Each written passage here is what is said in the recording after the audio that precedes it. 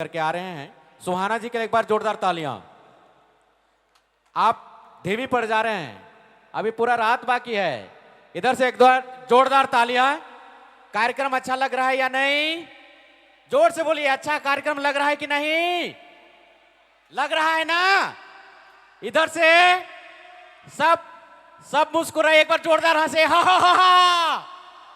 और एक बार, बहुत सुंदर। आइए, हमारे बीच में श्रीमती सुहाना जी आ गए हैं।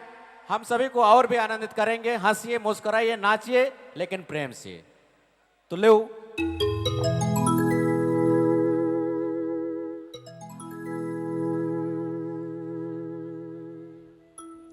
हेलो,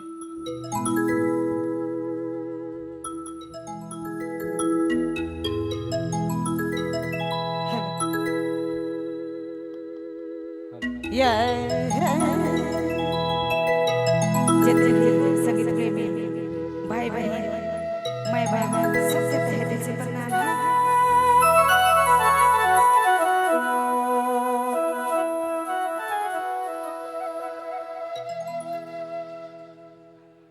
मैं सभी कलाकारों से अनुरोध करूंगा, आप एकदम रेडी रहेंगे, तैयार रहेंगे।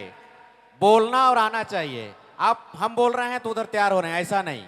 आपसे अनुरोध है कि आप हमेशा तैयार रहें। धन्यवाद।